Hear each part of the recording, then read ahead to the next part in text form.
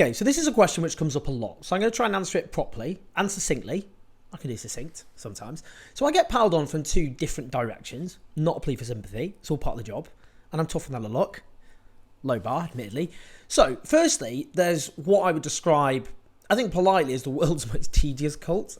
I'm sorry, but Starmer Ultras. I'm talking about Starmer Ultras. I know there's some people who are like, well, I don't mind Keir Starmer. Oh, he's all right. Whatever. I mean the people who are like, if you say anything about my dear leader, Keir Starmer, then I'm going to leave the world's most tedious comments on your Twitter feed for the rest of your life and bore you into submission.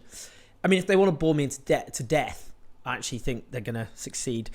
I'm sorry, but I don't know what actually to call Starmer Ultras other than cultists, because anything I say they regard as hate speech, like centrist. Oh, they don't like that.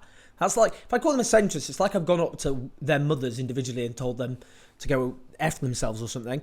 Centrist dads, they really don't like that. That really is for them hate speech. But I'm sorry to put it to you, but having tediously milquetoast politics is not actually a protected characteristic.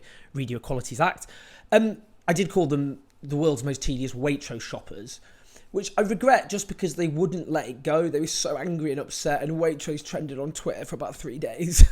I mean, I don't know, Waitrose, maybe I helped their custom. Maybe a lot of Keir Starmer fans were like, right, I'm going straight to the Waitrose aisles. And I said the world's most tedious Waitrose shoppers, so that's a self-selecting category. I didn't mean all. I shop at Waitrose sometimes. We're getting off topic, I feel. Anyway, their whole shtick is, stop being so mean about Keir Starmer. You're a Tory enabler. Why don't you go and join the Tories? Why don't you marry the Tories? Why don't you go and have sex with the Conservative Party, like the massive, dirty Tory fetishist you are? I'm exaggerating slightly. I get carried away. But, I mean, this whole kind of, why don't you go and join the Tories? In the Corbyn era, when lefties were said to go tell their centrist critics to go and F off and join the Tories, that was discussed in the media a lot. I get it all the time now, and apparently that's fine. I mean, the Tories are famously, of course, a home for disgruntled socialists. It makes sense that if I think Labour's too right-wing, that I would then go and join a right-wing party. Makes definite sense. The difference between me and the average Starmer Ultra fan, whatever we're allowed to call them, is I've only ever voted for the Labour Party from Tony Blair onwards, and most of them were voting Lib Dem not that long ago. But that logic doesn't make any sense anyway, because when they say, oh, you're helping the Tories, you're a Tory enabler, when I criticise Keir Starmer, I mean, if you look at my YouTube channel, the vast majority of my output, same with my column, is directed at the Tories. It makes sense. Obviously, I'm a political commentator. I talk about UK politics. I have to talk about the opposition party and indeed the government in waiting. But their logic makes no sense because if they think that Starmer's strategy of waging war on the left and marginalising the left is correct, then the more lefties like me complain about it, the better. I mean, it doesn't make it, it's this kind of Schrodinger's left. The left is so toxic and marginal and irrelevant that it should be crushed, and it needs to be crushed, but also so powerful that if we tweet criticising Keir Starmer, then we can decide entire general elections. Doesn't make any sense. Either the strategy's right, marginalise the left, crush the left, in which case me complaining about it helps that strategy, or it's wrong, in which case me complaining about it is the least of Labour's troubles. Obviously, I'm an independent commentator. I don't work as a press officer for the Labour Party.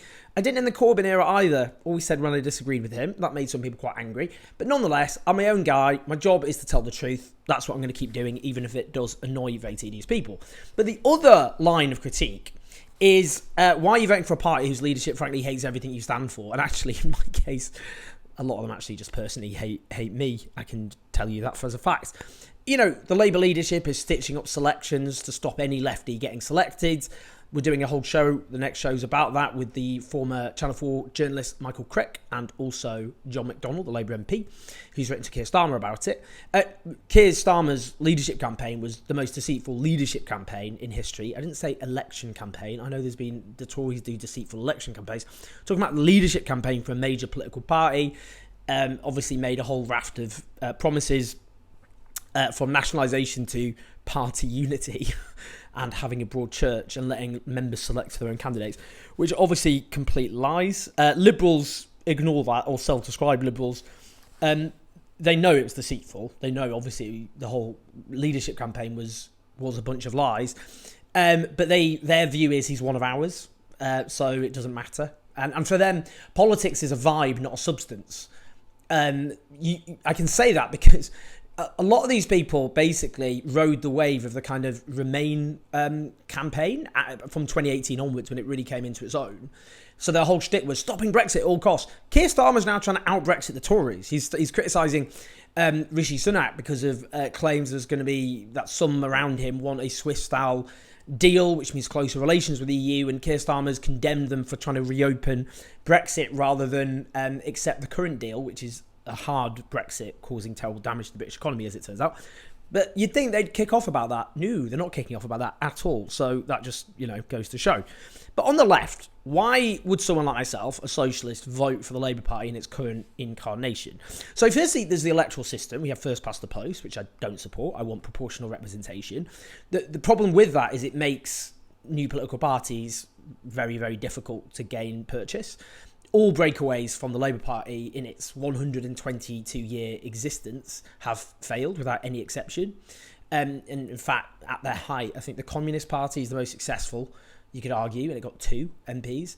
The Scottish National Party, some people come up with, it's a nationalist party. It's a broad tent. It has some lefties in it. It has people who are clearly not left-wing at all.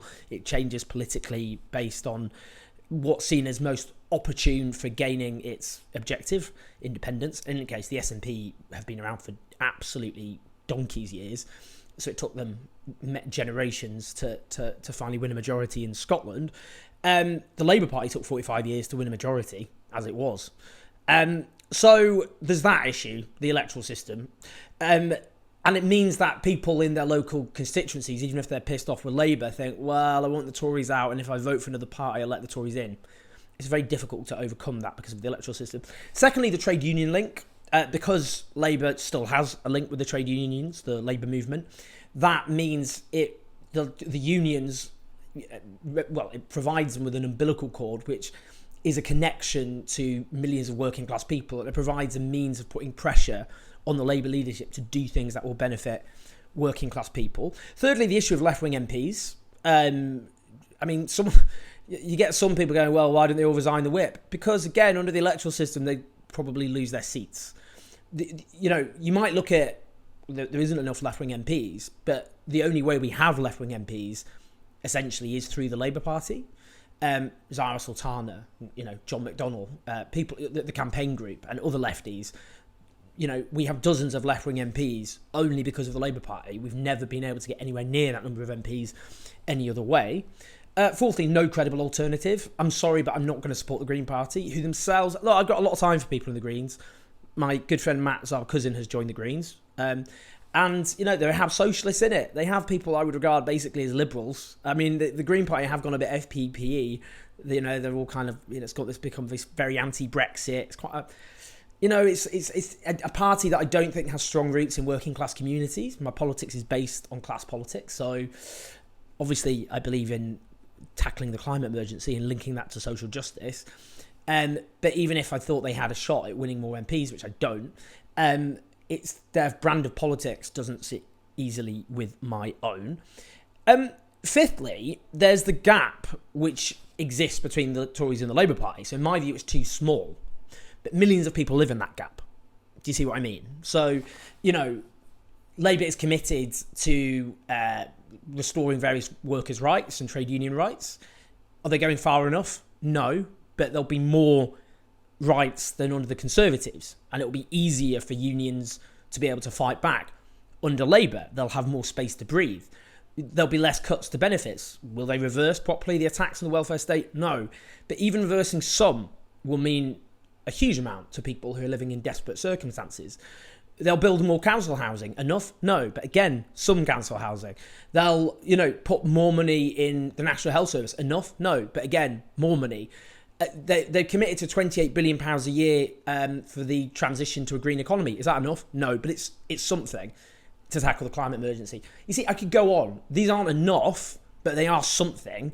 And it would be like voting on the ballot paper, do you want to have £28 billion extra to tackle the climate emergency? Well, I'd vote yes. So it's that point about the gap. The gap is too small, but it does exist, and millions of people live in that gap. I have a far more privileged existence than the vast majority of people in this country, not least many of the people I grew up with, and I have to be able to think to myself, have I done something in order to make their lives even a bit better? And that is voting Labour. That's what my view is anyway.